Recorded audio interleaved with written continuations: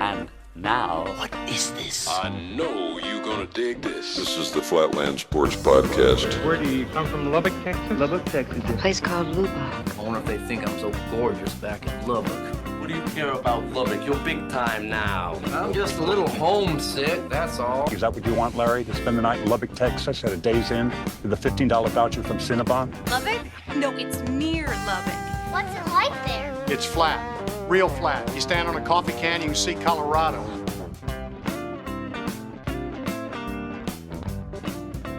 The inaugural edition of the Flatland Sports Podcast. Thank you so much for joining us. This has been a project of mine for a long time, years even, and finally got myself behind the mic in front of the camera, ready to impart what I hope is just a little bit of sports knowledge and probably just a lot of useless knowledge. We're recording. I've turned my garage into a podcast studio. It's kind of cool. It's got like a Wayne's World vibe to it. The garage door is open. We might have a door report, kind of the way the Rangers have a roof report, whether the roof is open or not for each game. Today the door is open. It's raining a little bit here in Lubbock. There is some thunder. You might hear that on the show as well. But thank you so much for joining us. Just about myself, my name is Christopher Johnston. I'm a Lubbock native, born and raised in Lubbock. Lived here my whole life, worked here, went to school here. Parents have been here since the 80s, moved here from San Antonio. I've been going to Texas Tech games since the mid-90s. Was going to basketball games down in the old Coliseum as early as 3, I'm sure. First Texas Tech football game was 97. I think it was a game against North Texas. I remember absolutely nothing about that game. The first real game I went to where I paid attention and was cheering for Texas Tech was the 2004 game against Nebraska. And I just thought, 7-year-old me just thought that Texas Tech was Alabama or Georgia. The way they took Nebraska to the woodshed there. I've been covering Texas Tech on a semi-amateur level since 2016.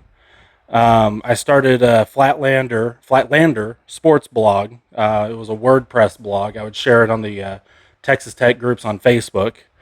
From there, I was able to go to Viva the Matadors as a beat writer. Covered football and baseball primarily. I wrote with some great people. Albie Shore, yo boy, Albie, for one. Jacob Harris is another person I worked with. A lot of guys on the Tortillas and Takes podcast were there as well. I started the Flatland Sports Twitter account in 2020. Really is just for human contact during the pandemic. And the rest is history. I'm here now. The show is going on. What I'm going to do with this show is we will be covering Texas Tech as well as the Big 12. I'm a big realignment guy. I've been watching realignment since since 2010, before the Pac-16, but mainly since 2021 when Texas and OU left for the SEC. I've been watching all of the realignment footsteps, if you will, and so there will be a lot of realignment talk as needed. Certainly won't make that the focal point of the show. Primarily, we will cover football, basketball, and baseball. I definitely want to give soccer, softball, and women's basketball their time as well. All sports under the double T are precious to me. We will do a show 30 minutes weekly. I'll record on a Sunday night, which is when I'm recording right now. We'll air them. I'll put them on YouTube and Spotify Monday morning. There will also be a live post-game reaction on X after each football and basketball game. So join me those days. I'll shoot the link out on Twitter X about 30 minutes before I go on, and we'll just go and talk about, hopefully, all the wins that Texas Tech will have this year. But if there's a few heartbreaks in there, I'll be there for you as well. Hopefully, the plan is that we will do longer shows.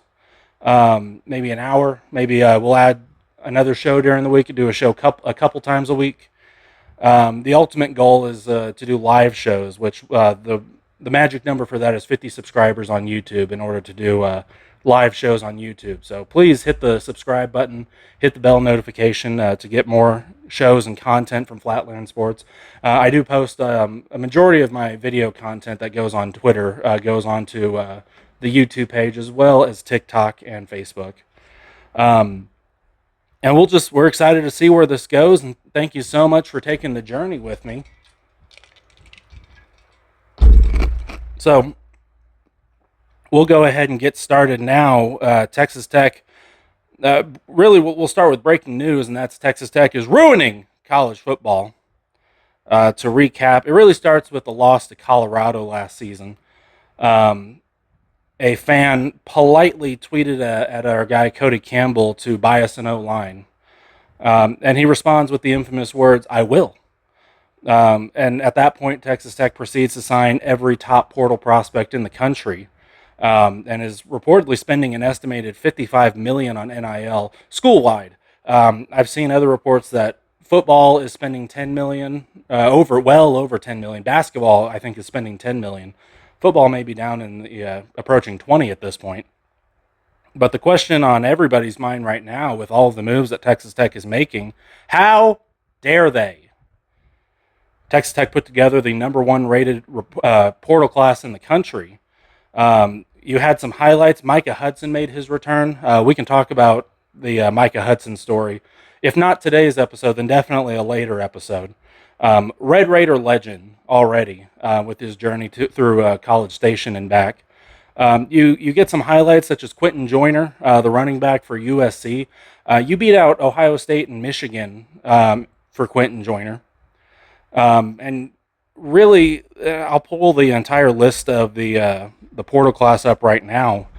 But you went from being, a team that was just never, like when Cliff Kingsbury showed up in Lubbock, they came in with the feet on the ground running, and they were going to go after every top portal prospect, or not portal, but every top recruit in the country. And what's happening is you called them on the phone and nobody answered. Nobody was picking up Texas Tech's phone calls. And now you're not only in the same conversation, but you're beating out teams like Michigan, Texas, Ohio State, Notre Dame. Just recently, Georgia is you beat out for the number 1 ranked recruit in the country for that entire class. Not the number 1 quarterback, not the number 1 receiver, not the number 1 overall player, the creme de la creme of the 2027 recruiting class. And you just, compare that to 5 years ago, you're just not in the conversation at all. Texas Tech is having conversations, and Tech fans are having conversations about how you need to figure out how to do more with less. And that was a school that was what Texas Tech did really well for a long time in the Mike Leach years. But, today, you're not just in these fights, you're not just in these conversations, you're winning them. From a substance standpoint, you're not just loading up on players because they're ranked high, which is the A&M Jimbo Fisher way to recruit. And this is why, everybody likes to point at A&M and Jimbo Fisher and the way they threw NIL out there. And, there were stories where Jimbo Fisher took recruits out to the middle of the football field and said, "Hey, look around. There's 100,000 people in these stands, and all of them want to give you money." Jimbo Fisher's mistake was he was going after guys who were just, rated high. It was all flash and no substance. Whereas Texas Tech, you're spending money very wisely. You're identifying specific needs, and you're getting the best available players to fill those needs. It's not just, I want it, it's flashy. It's, you didn't just go to the grocery store and load up on junk food. You checked the pantry, checked the fridge, you made a list, and you went down each aisle and got what you needed, and got the best available prospect for what you needed. And what's really got SEC fans riled up now is Texas Tech didn't just stop at the portal. It was one thing to think little old Texas Tech got a little extra on a check one day and was just on a spending spree, and that drove them crazy. They couldn't handle it, but they could compartmentalize it into thinking that it's just Texas Tech. They got some NIL money. Hey, the vote's going to happen. There's going to be a salary cap. Everybody's going to be knocked down to $20 million a year per school. Texas Tech's going to have to tone it back. And then, that day passes and Texas Tech is again spending $55 million on NIL total. That includes the revenue share. So it was one thing to think that Texas Tech was just kind of going all at once. There was a lot of people commenting, a lot of people who were trying to believe and wanted to believe that Texas Tech, the money was just going to run out. And as somebody pointed out, we're dealing with billionaires right now. When you've got $1 billion, the money that you've got sitting in your savings account is making more money than you've ever seen in your life while Cody Campbell's asleep. But now what's going on is Texas Tech has signed a 5-star recruit in each of the last 3 recruiting cycles. Or at least you've got commitments in each of the last 3 recruiting cycles. So you've got Micah Hudson in 2025. Of course, the conversation was, he was a legacy. His parents went to Texas Tech. It was inevitable. Well, guess what? He's going to hit the transfer portal as soon as that year is up. And he did. Took a pit stop in Texas A&M, but then came back. And by all reports, it was, he hit the transfer portal and went straight to Lubbock. Went straight to talk to Joey McGuire about returning to the team. But that was a kid that you beat Texas for. The year before that, you were right on the line to get Quinn Ewers, the transfer out of Ohio State. Quinn came, visited Lubbock, visited Texas. There was a now infamous IG video where Quinn Ewers was, really struggling and kind of getting made fun of by some Texas guys, and was saying he wasn't sure where he was going to go. And there's a moment where you really believed that Quinn Ewers was Texas Tech bound, and I think Texas came in and just offered a wheelbarrow full of cash at him at the last second. And that was before Texas Tech was Texas Tech was competitive in NIL, but they really put their foot on the gas after that. I believe it was after that Cody Campbell went to the board, went and talked to Kirby Hocutt and Joey McGuire and said, hey, we really want to, I've talked to my lawyers, we really want to do something special here in Lubbock. And so now is the time to just put gasoline on the fire and go. So since then, you got Micah Hudson to return. He returned as a 4-star prospect, still a 5-star out of high school. Felix Ojo, the offensive tackle 2026, you were not in the Final Four. He had already ruled Texas Tech out. I don't even know if he ever even talked too much about Texas Tech, actually. But the Final Four, correct me if I'm wrong, I believe were Texas, Ohio State, Florida, and Michigan. It was pretty clear Florida and Michigan weren't in the hunt at all. But a day before he goes to announce, it gets reported that he is leaning heavily towards the Red Raiders. Again, a team that wasn't even in his projected final or in his announced Final Four.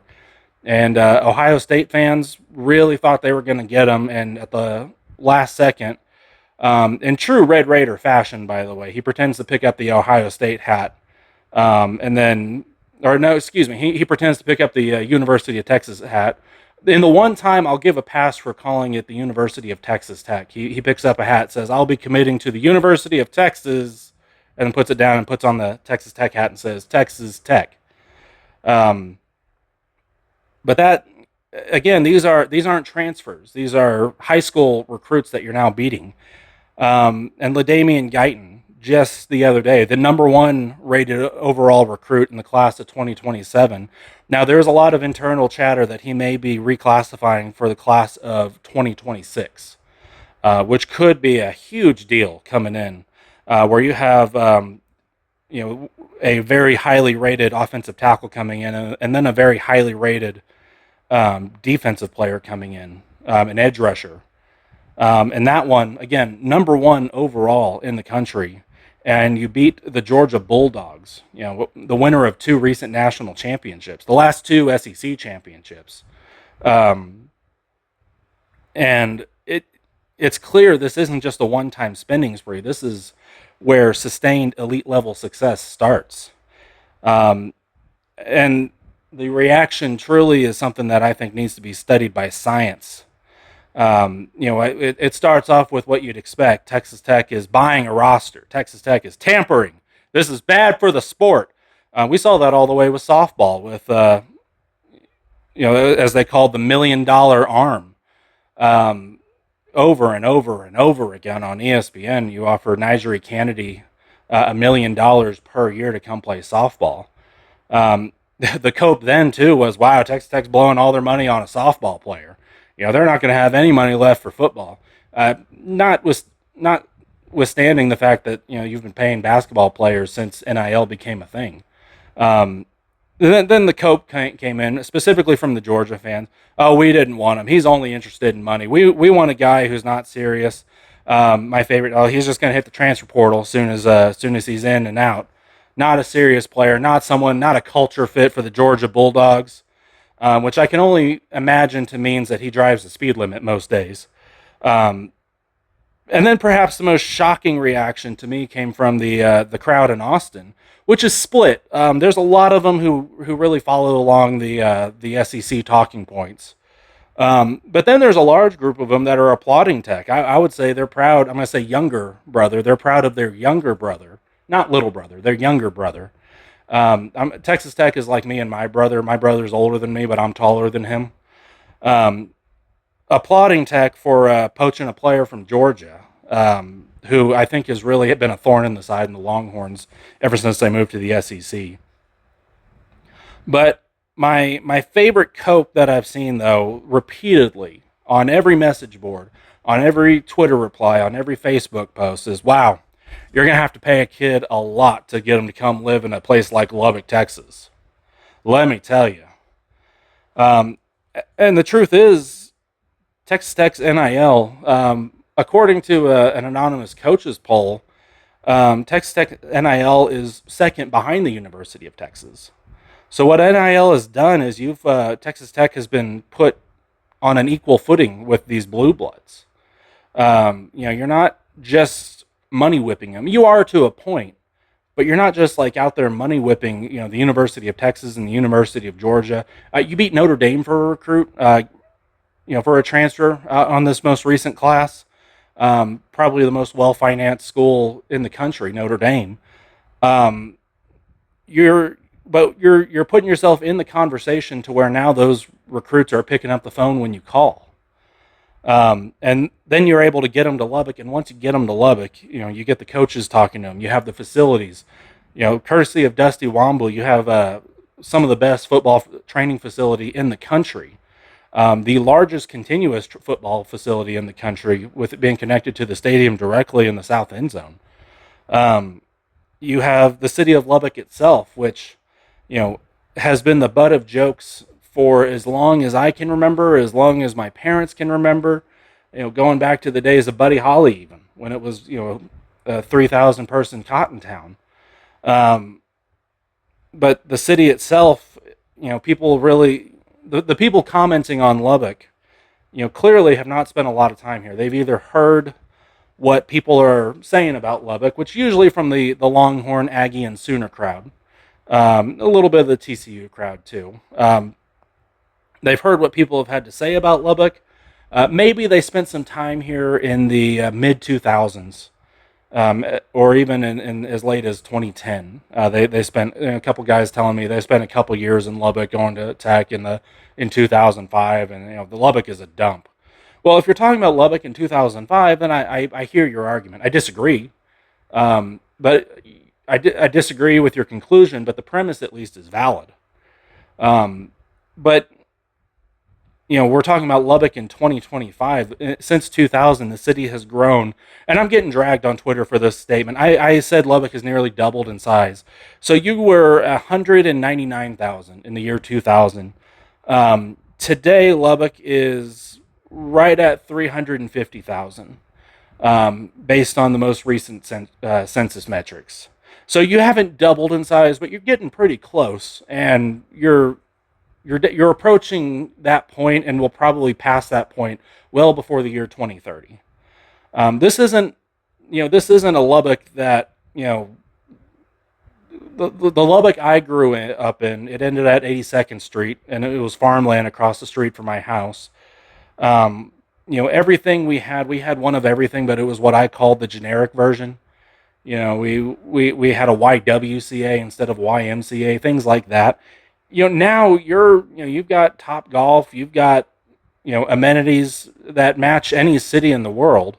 And I tweeted about this not that long ago. For whatever reason, Lubbock has become what we would say in the real estate industry is stigmatized, because people will talk about places like Waco or Ames or Oxford, Mississippi, and the conversation about college towns is it's got there's a couple nice restaurants, the campus is really nice, there's a bar here that people like to go to, there's a really good park here, maybe there's a movie theater. It's a great college town. People go to look at Lubbock though, and they're like, "Wait, I can't go shark cage diving. There's nowhere to go jet skiing in Lubbock. What? This place is a dump." And the conversation has changed tremendously. And another thing that hasn't changed but has grown rapidly is the fan base. The fans were rabid going all the way back to the 70s. They blew up in the 2000s. Most people, like my generation, grew up as really hit their early college football watching years watching Texas Tech and Mike Leach. And the fan base, we'll talk about the fan base, but the student body. I started going to Texas Tech in 2010. They had just barely hit the 20,000 student mark, and were pushing for 30,000. Correct me, I'm sorry. They had just hit 30,000, and were really pushing to try to get to 40,000. And you have well exceeded that 15 years later. And this fan base is just built different. When you grow up in a place like Lubbock, and you grow up being the butt of everybody's jokes, you know how to fight back. You know how to you don't pull your punches anymore. And so Tech fans are used to being in a fight. Tech fans are used to having to fight for respect, and they all came out in swarms. I would say specifically on social media, and specifically during the pandemic, where a lot of people like myself were just looking to connect with people when we couldn't leave our house because the government was committing. We won't get into that. But Texas Tech, they're constantly on Fox Sports. There was a year where we won a Twitter poll as the best fan base in college football. Got a billboard. It was an electronic billboard. Fox cheaped out on us, by the way. They didn't put up a real billboard. Everywhere you look, there's Texas Tech fans. I'll credit the Gambling Gauchos the term "it's all West Texas." The whole point of that is that everywhere you look, there's somebody wearing a double T. You drive around Seattle on game day, somebody's got a Texas Tech flag in their yard somewhere.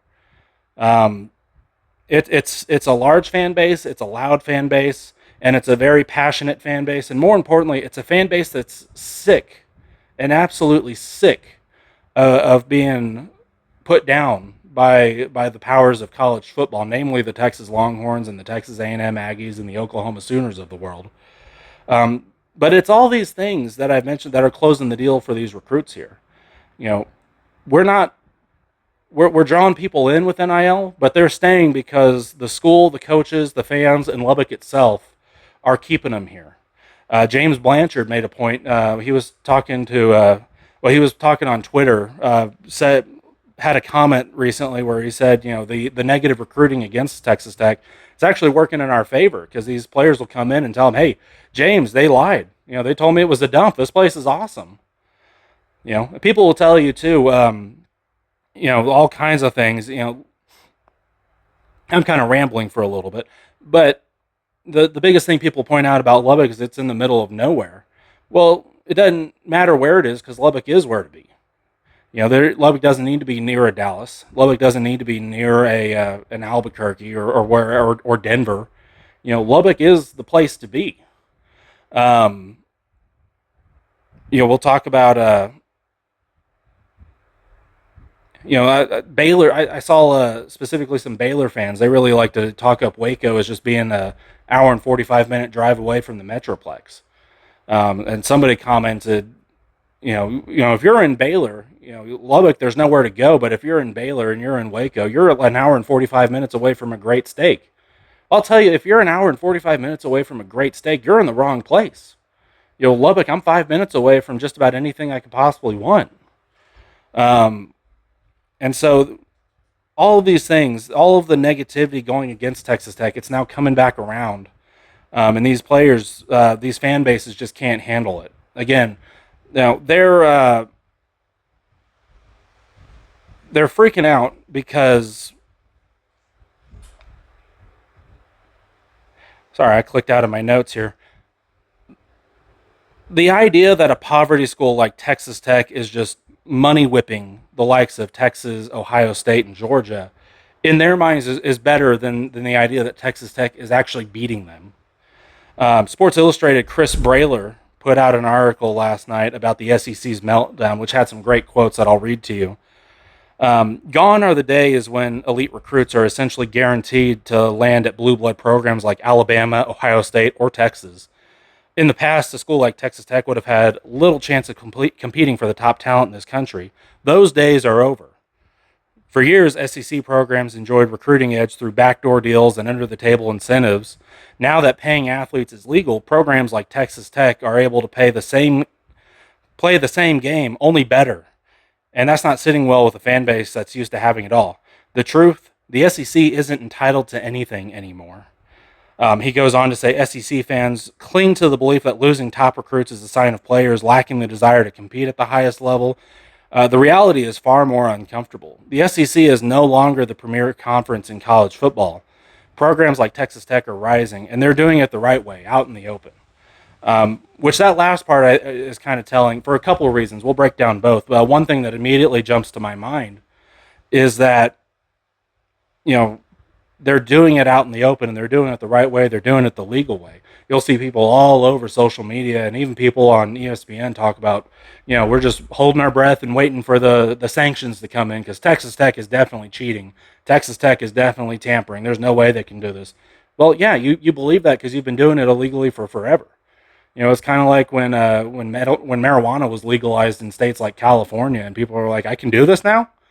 Yeah, you can. And we're doing it better. And if you ask Chris Brailer, the SEC meltdown isn't just a petty knee-jerk reaction.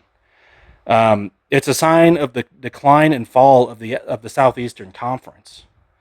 He pointed out that the SEC hasn't won a national championship in a couple of years. The Big Ten, Ohio State and Michigan, have won the last two. And by extension, the Big 12 is right behind the Big Ten. You had TCU beat the Big Ten champion Michigan in the college football semifinal just in 2022. And if you're beating Michigan for recruits now, or for players now, if you're beating Michigan in games now, you're right up there at the cusp. Because, those teams like that 2022 Georgia team, they don't exist anymore. There's too much parity in college football. And SEC fans, and I think even SEC people internally, are panicking in a full-blown panic right now because their conference is dying. And I'm here for it, man. Texas Tech is leaning in. We just saw a video that the Texas Tech athletic department put out where they used AI to impose Joey McGuire as the Joker walking out and blowing up a hospital. The hospital, I assume, being a metaphor for the establishment.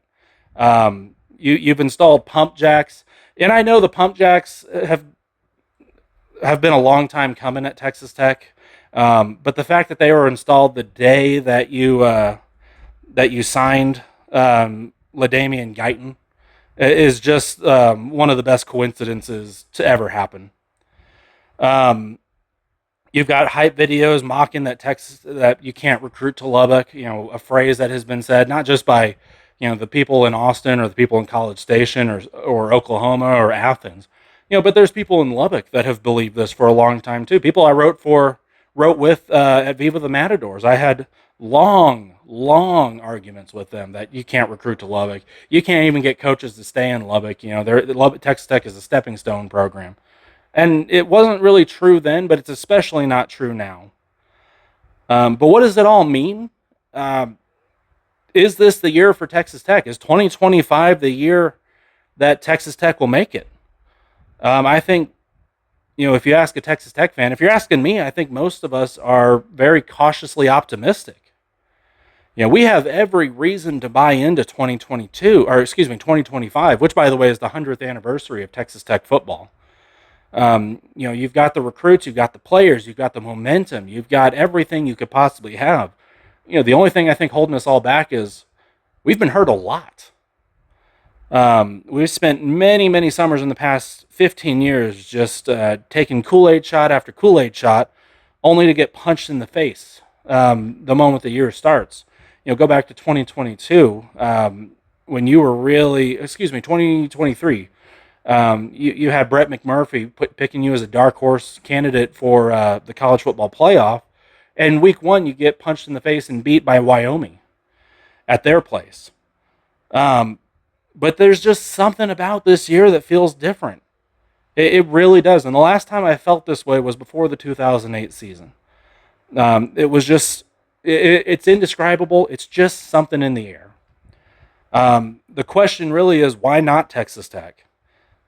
And I think a lot of people have claimed to have the answer, particularly, again, the people from Austin, College Station, the Sooner State. There's a lot of people that claim to have the answer. You can't recruit to Lubbock. Texas Tech is a poverty program. It's a poverty conference in the Big 12. When you really press them for specifics, though, they don't seem to look past just the helmet logos. The most common reason for people to believe that Texas Tech can't win, and this is people on both sides, including some people in Lubbock, you can't win because you got a double T on the side of your football helmet instead of a cow, a tiger, or a blatant copy of the Green Bay Packers logo. And what has happened is Texas Tech has just systematically addressed these issues over the last decade. You now have the best facilities in the country. Jones Stadium is an NFL caliber stadium. You could play NFL football in Jones AT&T Stadium. It's only 60,000 people. You're kind of right in the middle, maybe bottom half of the middle in NFL capacity. And then on top of that, you've got the amenities that just put SEC stadiums to shame, from the luxury seatings, the built-in restaurants, the built-in fan experiences, the sight lines. I mean, you have a world-class football stadium, and then on top of that, now world-class training facilities. Again, courtesy to Dusty Womble. You have absolutely the best NIL in the country. You're pulling in top 25 recruiting classes ever since Joey McGuire set foot on campus. Not to mention this most recent year where you've got the number 1 ranked transfer portal class, which is really the only year that I think you didn't pull in a top 25 recruiting class. But if you look at that portal class, I mean, you brought in 23 players. I mean, that's a full recruiting class. You course corrected with that portal class. And you're approaching the way you're going with getting guys like you have been getting these 5-star recruits. You're approaching getting top 10 classes.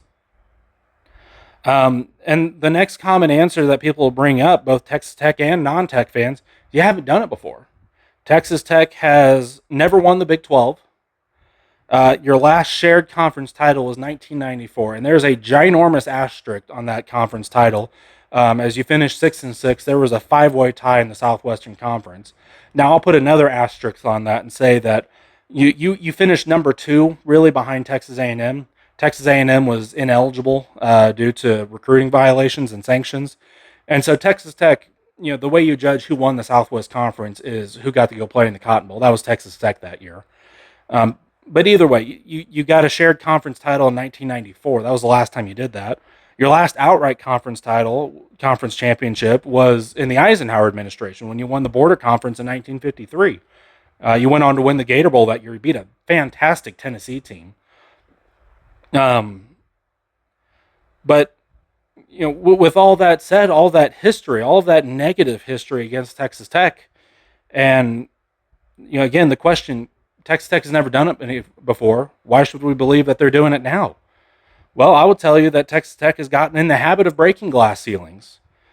Prior to Tim Tadlock coming in 2011, you had never made a College World Series, and since 2012, you went to 4. Almost back to back to back. You had essentially 4 every other season for about 6 seasons. Texas Tech basketball, you had in history had never made it past the Sweet 16. Prior to Tubby Smith coming in, you had a year where you finished 15-1 in conference play. I mean, you were the worst basketball school in college basketball. fast forward to 2018, 2019, you go to your first Elite Eight. And then in 2019, you are 30 seconds away from winning a national championship with just a miracle shot by Virginia at the last second to push you to overtime. And then just a blatant bogus no call with the ball grazing Davide Moretti's fingers, supposedly, as they reviewed that for an hour, but didn't make any point to look at the fact that the ball was grazing his finger because he had just gotten karate chopped by a Virginia player. I digress. You'd never won a men's national championship in any sport, and you've won 2 men's track and field national championships just in the last, I believe, 5 years. Softball never made it to the World Series once, and in 1 year, you were 1 pitch away, really just a wild pitch away from winning the national championship just this last summer.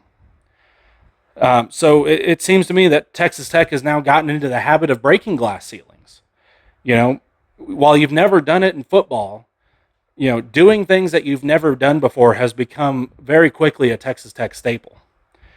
So what should we expect from Texas Tech this season? I would tell you the floor is 9 wins. The ceiling is a national championship. And in fact, every year in every sport from now till the foreseeable future, the goal is to win a national championship, and the ceiling is a national championship. I guarantee people are laughing at that right now. But you've done it in so many other sports, and you've done it in college basketball. And while it's not easier to turn the college basketball ship around, it's just quicker. You can get some guys in, go on a run, and win the whole thing. Football, it takes a lot longer to turn the ship around. But college basketball is every bit as competitive, if not more competitive, than college football. So if you can do it there, you can do it anywhere if you have the money to do it, and you clearly do. What I want to see, though, I want to see Texas Tech do better than they've ever done before. Texas Tech has just recently hasn't won more than 8 games, going all the way back to the 2009 season. Mike Leach's final season, when you won 9 games after the Alamo Bowl. So I want to see double-digit wins from Texas Tech. There's a lot of people who are saying conference championship or bust. If Joey McGuire, with all the money going in and all of the momentum and everything else, if he can't put a conference championship together, then he should be on the hot seat. I don't agree with that. Because there's so much up in the air when it comes to conference championships. I think, for example, like one of your greatest teams in program history in the 2008 team, you missed out on a conference championship game altogether because of a tiebreaker scenario. With the parity that the Big 12 is, you could go undefeated. And Joey McGuire, if you want to go undefeated this year, don't let me stop you. However, the landscape of college football, as it's changing from SEC being able to dominate everything to individual SEC teams being able to dominate the conference, it's just getting harder and harder for one team to just go on an undefeated run like it used to. And then with a conference the size of the Big 12, you're not playing every team anymore. When you had 10 or when you had 10 teams in the conference, you pretty much landed where you were on your schedule. If you look at it any year for Texas Tech, the teams below them in the conference standings were teams you beat, and the teams above them you lost to, and that applied to anyone. And if you won the conference, you probably went undefeated in conference play, with the exception of 2014 TCU and Baylor, the year that they touted the one true champion over and over and over again, just so that we could have co-champions at the end. So I don't want to say Big 12 championship or bust. Again, that's the goal. And that's exactly where I want to see the Red Raiders. And I believe the Red Raiders are more than capable of getting there. But I could absolutely see a scenario where you are one of 3 or 4, maybe 3 11-1 teams, and you just miss out on the tiebreaker. And if you finish the season 11-1, I don't care if you went to a Big 12 championship game. This was a damn good season for Texas Tech. One thing is for sure, though, whatever this is, this will be a program-defining season. With all of the momentum, all of the money, all of the fan support, all of everything else going into this year, which has just been a slow buildup since Texas and OU left the conference in 2021. This is a season that is going to define where Texas Tech ends up for the foreseeable future in the overall landscape of college football. So one more thing I want to get to before we finish up here. Joey McGuire did speak to the media after the first fall camp. Right out of the gate, just want to go over some comments by Joey McGuire. Right out of the gate, Coach McGuire had some great things to say about Deontay Balfour, the DB transfer from Charlotte. That was the first words out of Joey McGuire's mouth in the post-game press conference. He said, he's really physical, he's long, I love watching him practice. He's, I think, a player that has really come the furthest since stepping onto campus after transferring from Charlotte. And there's a lot of guys now on that defensive end of the ball. The biggest highlight on the offensive side, according to Joe McGuire, the running backs, which has got to be music to your ears if you're a Texas Tech fan. The running back room, I myself included, and I think a lot of Tech fans, you were really concerned about how are you going to replace a guy like Taj Brooks. And now Joey McGuire is telling you you've got one of the deepest running back rooms in the country. In this most recent scrimmage, Jacoby Williams scored a touchdown. Cam Dickey, this is a name that I think people need to pay attention to because we've heard a lot about Quentin Joyner, the transfer from USC. I spoke on Clint Foster's podcast recently about how I expect Joyner to really pick up right where Taj Brooks left off because they have similar styles of play. But Cam Dickey, he was a guy who was on campus, I think 3 years ago. He hit the transfer portal after Taj Brooks really blew up in the 2023 season. He hit the transfer portal and then was convinced to come back. Was supposed to carry a good portion of the carries last season, but got hurt very early on and was out for the season. So he's back, and I think could be a very key piece to this running back room. Quentin Joyner, of course, we've heard a lot about. He scored a touchdown in the scrimmage. And Joey McGuire was really complimentary of Adam Hill. And while there's not really room for him to play in the running backs group this year, he said he's really expecting him to be in special teams, specifically on the return game. But to go from, just one guy that you had to rely on, and if he was gone, like Taj Brooks was against Washington State, then your offense suffered. To now have the kind of depth that you have with Jacoby Williams, Cam Dickey, and Quentin Joyner.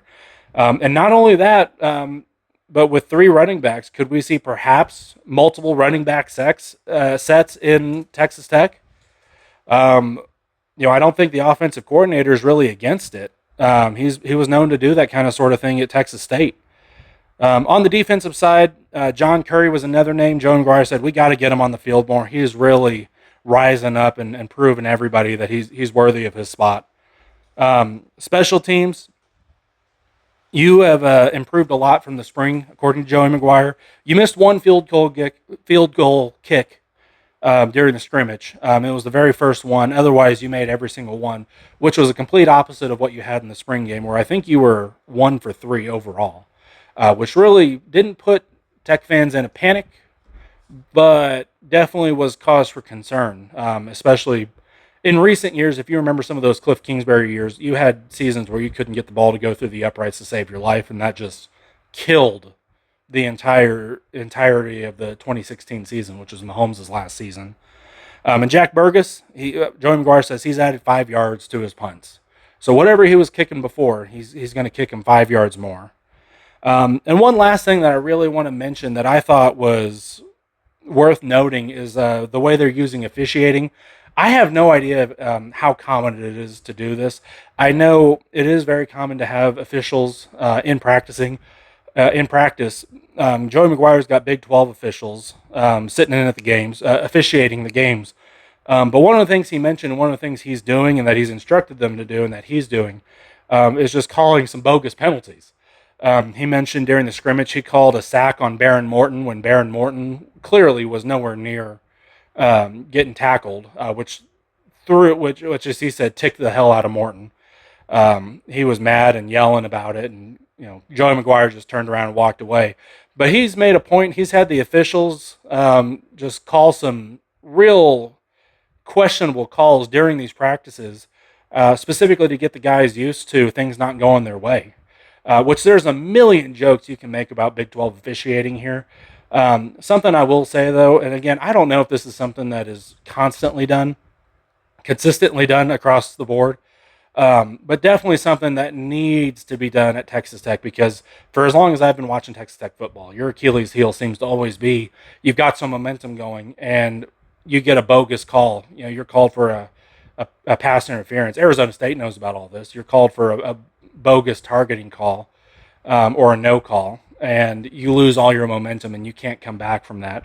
And Joey McGuire's put a real emphasis into making sure that guys can bounce back when things don't go their way. When you think you've got a huge chunk play and a first down, and all of a sudden it's 3rd and 15, making sure that you have the mental capacity to respond.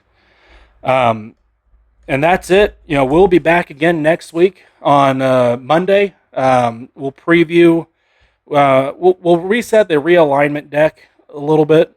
We'll preview Arkansas Pine Bluff, and we'll do a Big 12 power ranking on the next show. Thank you so much for joining us. I'm having a blast. Let's do it again next week. This is the Flatland Sports Podcast. Thank you so much.